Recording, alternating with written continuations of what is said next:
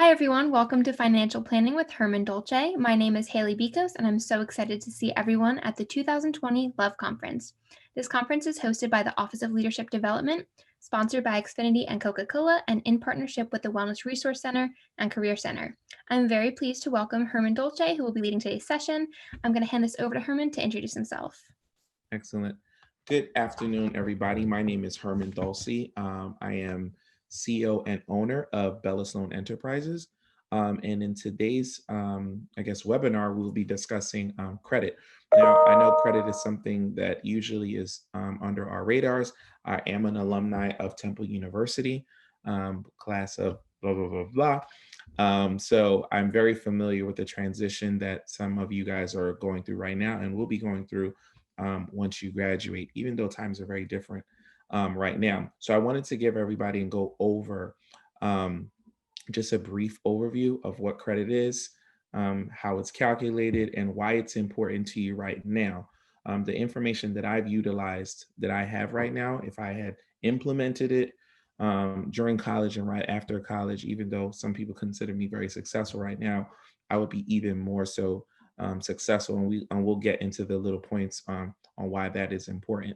So I will share my PowerPoint presentation, and this PowerPoint presentation is saved in the cloud. So I'll be sure that everyone gets a copy of it after the presentation is completed. So I will. Everyone can see my screen, correct? Hopefully you guys can. Okay, great. All right, so credit secrets revealed. So things that we'll be discussing. What is credit? What does credit cost you? And what are the advantages of using credit? And what happens if you misuse credit? So I want to talk about all those four topics during today's presentation. Now, how is credit calculated? Well, the first important thing that everyone needs to know is that your credit score is calculated by 5 pillars, I like to call them. And it's something also called your FICO score. I want to talk about your FICO score really quickly.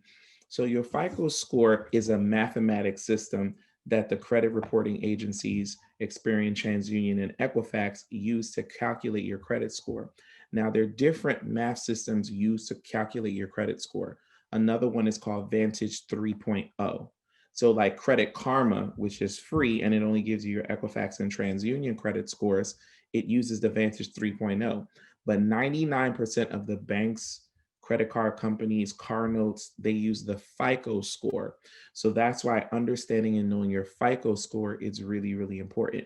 Now, both the FICO system and the Vantage system use the same 5 pillars, but they still calculate things a little bit differently. So if you log into Experian.com and check out your credit score, it might be a little bit different than your Credit Karma. But Credit Karma still at least gives you a gauge of where you stand and what's positive and negative on your credit report. That's always consistent. The score is just a little bit different. So the most important and biggest factor of your credit score is your payment history, obviously. So the credit bureaus, banks, lenders, credit card companies, cell phone companies, all of them, even your car insurance, they do a soft pull and they look at your credit report also. They look at your payment history. That makes up 35% of your credit score. The second most important thing on your credit report, and one of the 5 pillars, is the amounts owed. That's how much debt you're in. So if you have $1,000 credit card and you're using $500 of it, that means you're using 50% of your total available credit. That actually impacts your credit negatively. Banks like to see that you use less than 30% of your total available credit. Now, total available credit is all the credit cards you have combined. So if you have 1,000 on one credit card, 1,000 on another, 1,000 on another, that's 3,000 available credit. So say, for instance, you maxed out one credit card, the full $1,000, right? Your total usage is 33%. So there's just a taste over where you need to be. So it's really important that you keep your usage above on all your credit cards under 30%. The moment you tick above that, it drops your credit score significantly.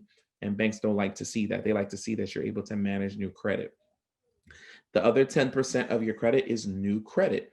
So applying for new credit actually is a good thing. So every 1 year, every 1.5 years, I apply for a new credit card.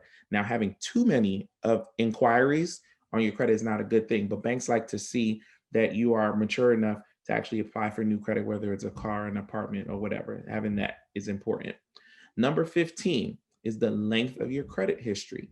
Now, this is really important. A lot of people don't take this into factor. And that's why I said if I had known the information that I knew now back then, I would be in a much better position, because credit history is the one thing on credit that you really can't fix. Because I do run a credit repair company, but I can't fix the length of credit. Time is time.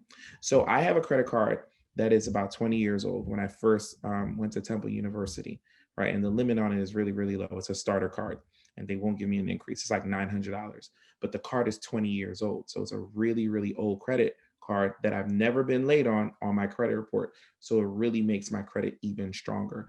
So it is important to start establishing credit now.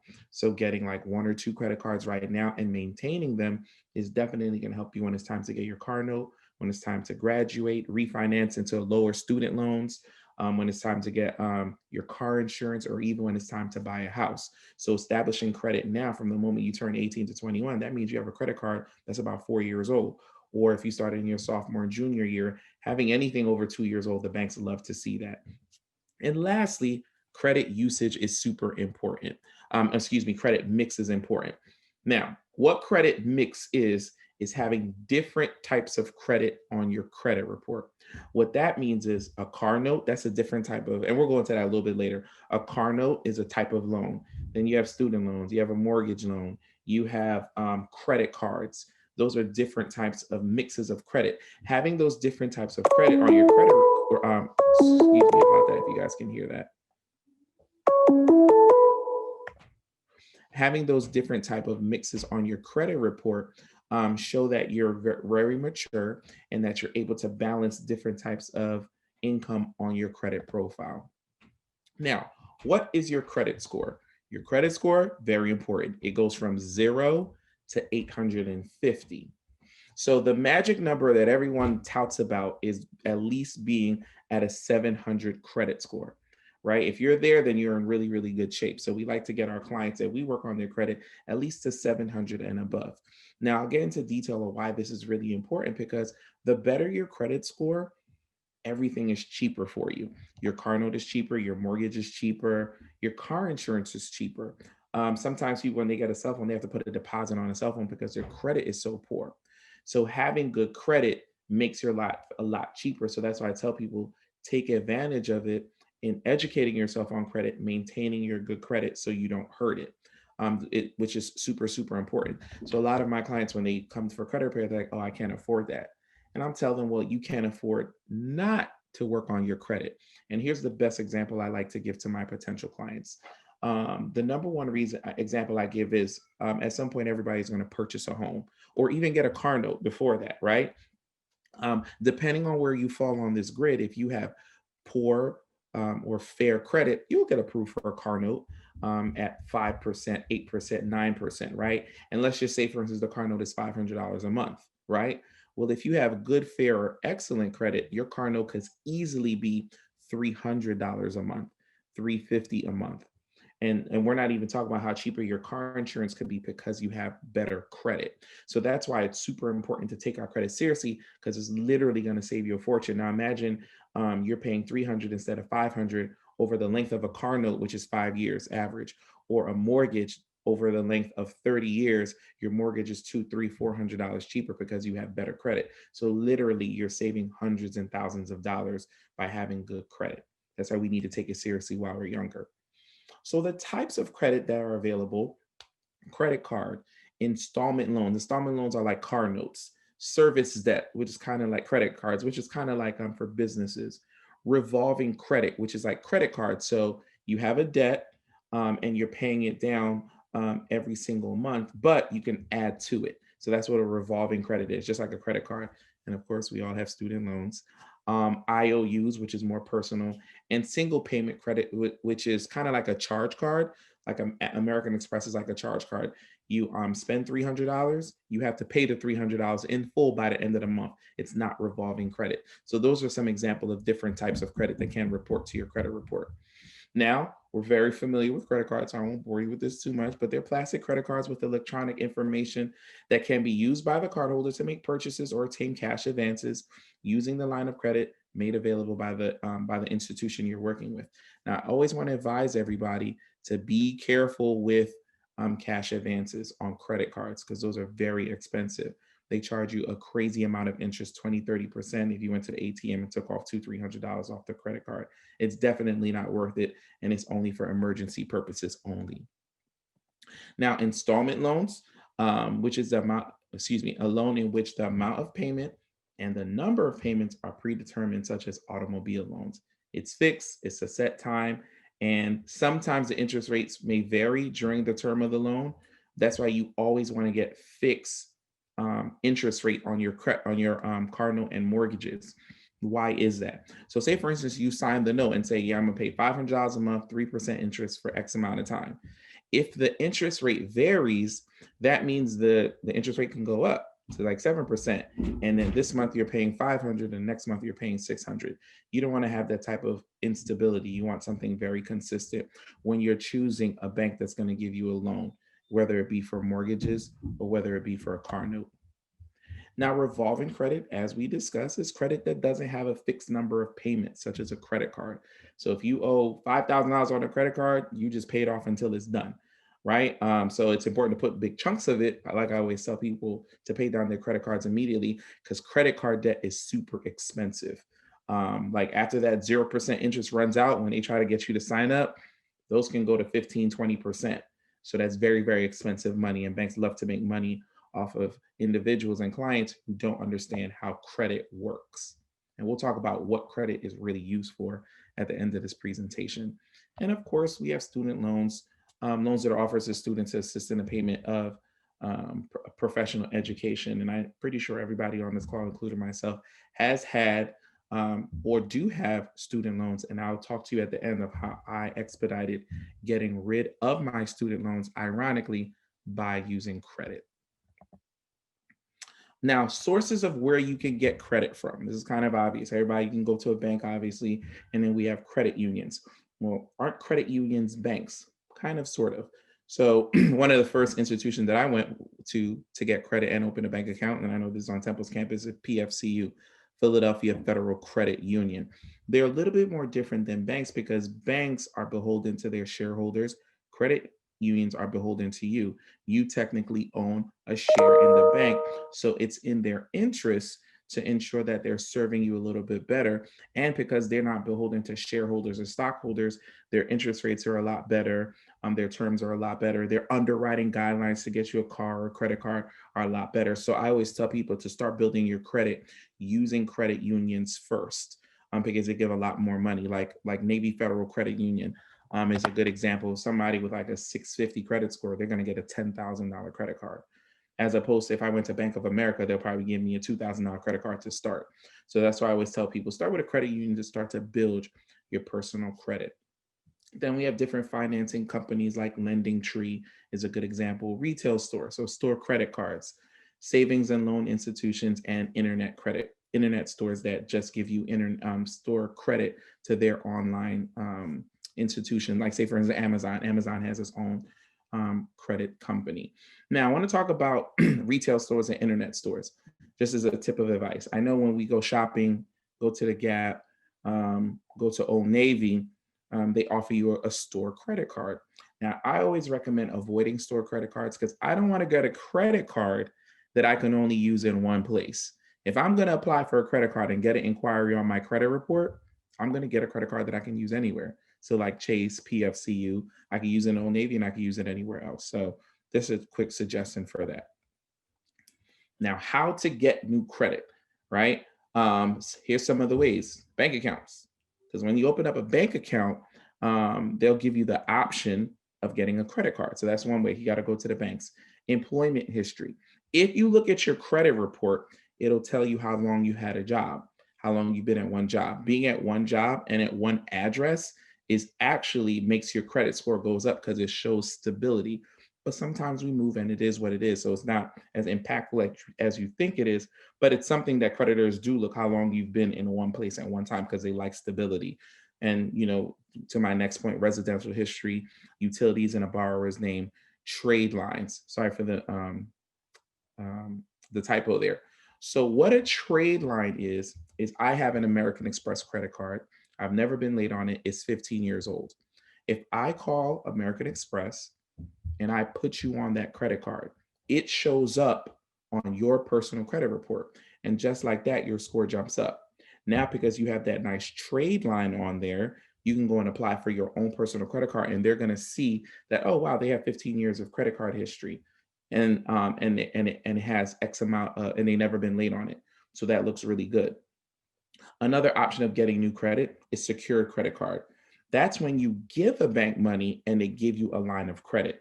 So you go to PFCU and tell them, hey, I don't have any credit. I've never had credit before. I like to start establishing credit.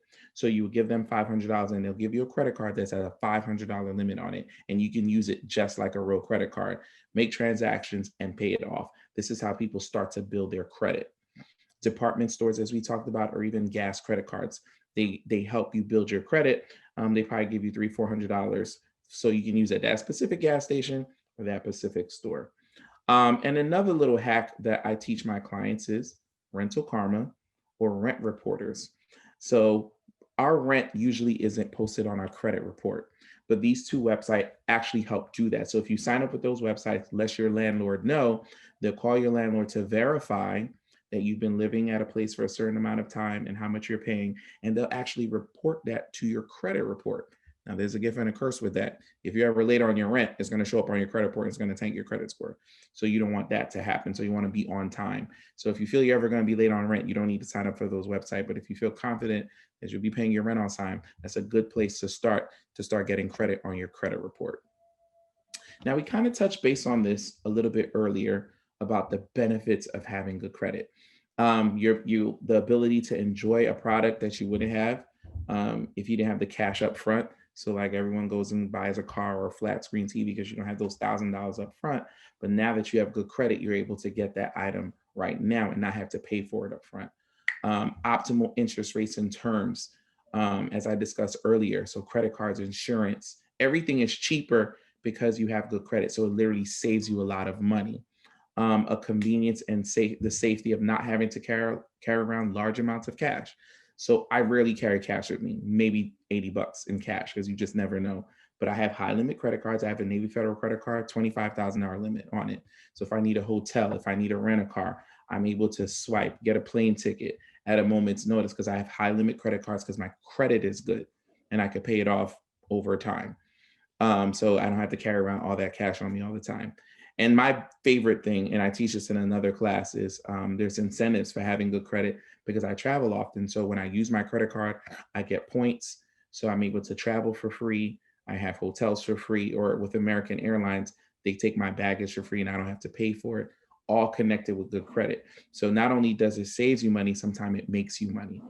And the peace of mind that comes with having emergency funds for unexpected expenses.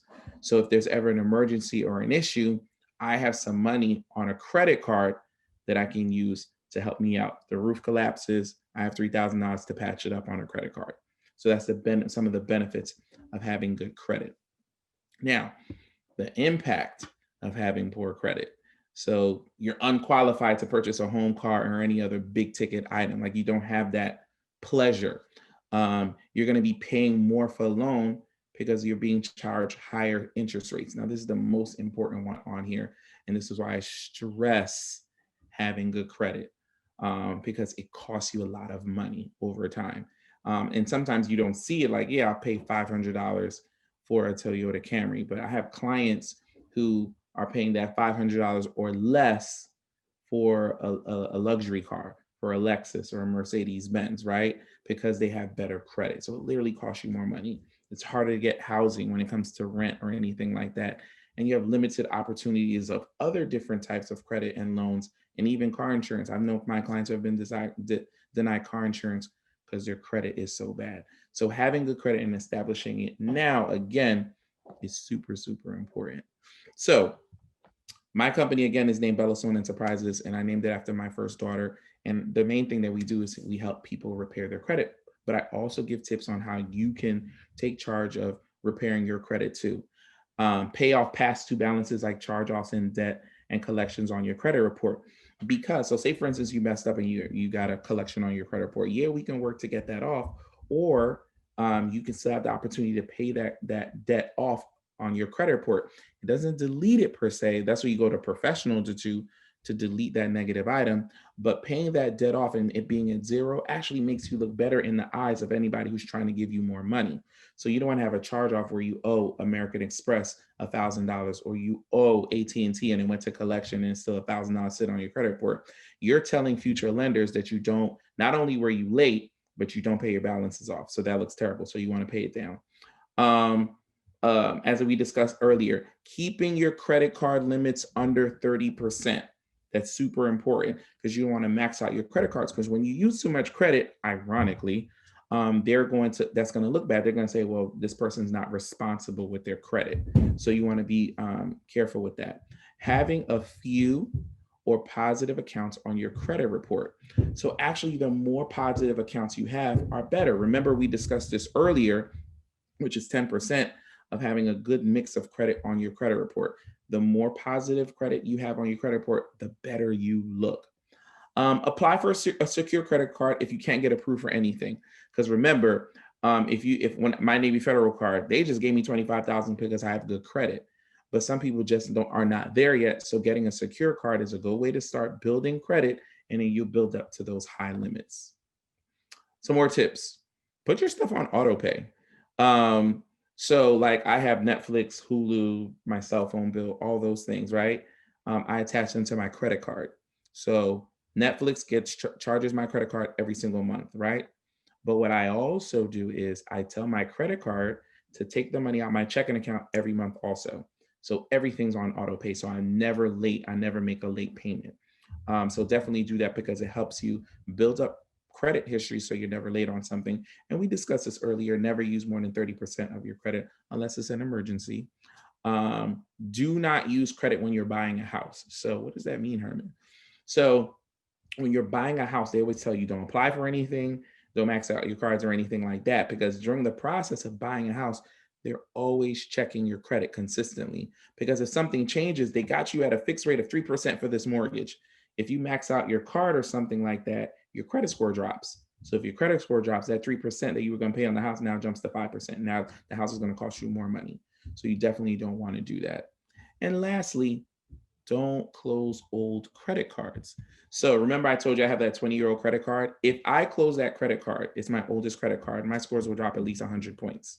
Because remember, credit age is important. The older the credit card, the older your credit history, the better your credit score goes. Even though it's like a $600 limit and I have, many cards that are 10,000 and over, that card is important to me because the age of the credit is super, super important. Now, here's some secret tips to continue to help you with your credit. Number one, every 4 to 6 months, ask for a credit limit increase. So when I went to Navy Federal, they gave me 25,000 automatically. Well, I'm of a certain age, I'm 39, my credit is super old. But when you first starting out, like I have the credit card that's also $20,000 limit, right? But I kept asking for a credit limit every 4 to 6 months. I always call them up. That's how people get higher credit card limits. So every 4 to 6 months, I have calendars in my phone for the different credit cards that I ask, and I always ask them for a credit limit. And I always ask them for something crazy. So say, for instance, a $2,000 credit card right now, 4 to 6 months from now, I'm going to ask them for double, 4,000. So not and sometimes they might come back and say, we're not going to double it, but they come back and say, I was like, well, what's the best you can do for me? They'll give me a $3,000 card. Great. And I continue that process. So my credit score goes up and my credit limit goes up. And here's another hack with that. Now that I have, say, for instance, a $5,000 credit card on my credit report, right? If I go apply for another credit card, a brand new credit card, they're going to look to see the limits that other banks have given me already. So they're going to match it or they're going to give me even more. Why would they give you more? Because they want your the credit card that they're giving you to be the one that you use most often. So that's why it's super important to continue to build your credit that way. And we just talked about paying your credit cards, paying certain utility bills or certain bills with your credit to build it up. If your card sits dormant for like a year, they usually shut off the card because they're like, you're not using it and you don't want that to happen to yourself. Now, Another tip here, this is more high level stuff about not paying collections. Here's why sometimes I give my clients that advice. Because whether or not you pay a collection or not, the negative item still stays on your credit report. So I always, to the last bullet point here, I always tell clients, if they have a collection on their credit report, call the collection agency and tell them, hey, I'll give you this money if you remove it from my credit report. And that's a quick tip to help you start to repair your credit and not have to always hire a professional. Now, my golden rule when it comes to credit: try to use credit to make money, not to buy stuff. So this is one of the things that I learned later on in life, because the moment we get a credit card, it's clothes, it's electronics, it's day-to-day expenses. When credit was created a long time ago, it was actually given to businesses, not individuals, because you were given the credit to purchase stuff for your store, and then you use the profits from your business to pay off the credit. And then maybe 50 years ago, they extended credit to consumers. Now we use credit to buy stuff.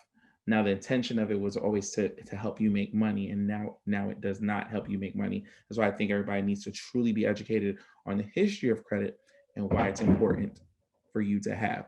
So this is my golden tip for everybody, not to buy stuff. And I know that's really, really hard for everybody to do, especially in times like this. So what does Bella Sloan do specifically? What does my company do? Well, several things. We help our clients add positive trade lines to your credit report to increase it. We discuss what trade lines are. We discuss how we dispute negative items on your credit report, such as late payments, repossessions, and collections. Because once these things are being removed from your credit report, it increases your credit score, and that's super, super important for many reasons that we already discussed. We also educate our clients on personal credit to give them knowledge on how to maintain good credit, as what I'm doing right now. So I do these webinars and seminars quite often. And we also talk about to help you get pre-approved for car notes or mortgages, because sometimes people's like, listen, I plan on buying a car in 6 months. I plan on buying a house, or I'm planning on moving out. Look at my credit. What do you think I can do? So we look at our client's credit, we do an assessment, and we put them and we give them a blueprint and a game plan on what they would like to achieve in their lives. We actually have mortgage brokers that work for our company. So we help people get the best mortgage rates that are super, super cheap. And we also teach step by step on how to budget your life, because that's important too. You got the money, you got the good credit, you want to be able that you're able to maintain it. Now, here's my contact information. If anybody have any questions, any concerns, my local line is 609-8383 Bella, or 609-832-3552.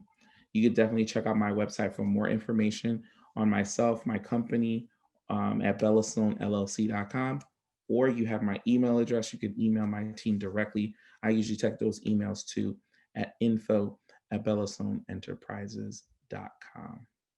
So if anyone have any questions, any concerns, if I was going too fast, is there any questions that you guys would like to ask me at this point? The floor is yours. I usually do a joke after I do my seminars. If you have any questions, I mean, I didn't do a good job, but I still would like to hear if anybody have any questions for me. Hi, Herman. Hello. There is a chat. There is a question from the Q&A. One of the attendees asked, what would be the emergency time to use those credit cards since the amount is so high? So, excuse me, the emergency time to use a credit card is like, say for instance, something goes wrong with your car. Mom's not going to pay for the books, so I got to get the books because class start in 2 weeks. So that's those are times when I used to use my credit cards when I was in college. Now, I'm not saying absolutely don't use it to get some movie tickets or clothes or anything like that. I'm just saying it's more important that you use it for emergency purposes than frivolous things, because when you start using it for frivolous things, you get into debt very, very quickly. So when I first started also, and I'm aging myself, I went and bought a new TV and I bought Dreamcast, right? And totally it cost like $500, right? For like both things. Now, I didn't understand that the 0% on the credit card ended in 6 months, and then that the interest rate would go to 20% immediately. So by the time I paid off the credit card, like 3 years later, that $500 cost me like $3,000. Like after I did the math, it cost me $3,000. So that's why you want to be very careful that if I'm going to be spending that money, it better be for something important and not just to be frivolous with like a TV and a video game system.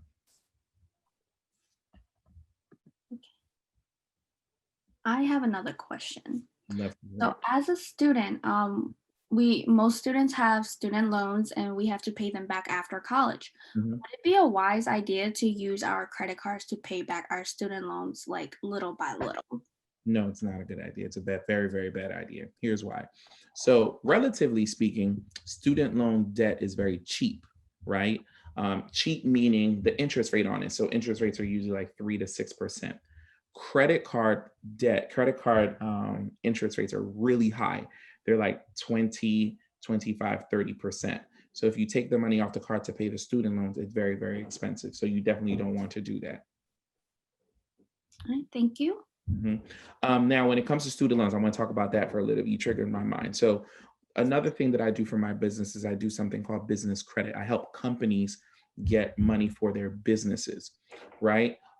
Because business credit came out first before personal credit. So, remember when I talked about how you use credit to make money, you leverage it. So, I'm in real estate. So, I have credit cards, I take out loans, I take out money in my business's name, not my personal name, and then I leverage it because I know if I invest in this, it's going to make me X amount of money. So I will purchase a property. My first property I purchased right after college, right? Um, and it was probably like when I was like 24, right? So right after 2, 3 years after college, I leveraged my credit. I got a piece of property for like $30,000. I put 50,000 into it, so the property was worth 80. Well, I put 80 into it, but it was worth 150 because I fixed it all up, and it was a duplex. And I had tenants in it. I still lived at home. Each tenant was paying me $800. So I was making $1,600 per month. Now remember, I took $80,000 off to get the property and fix it up. That $80,000 was costing me $500 per month, right? But remember, I'm making $1,600.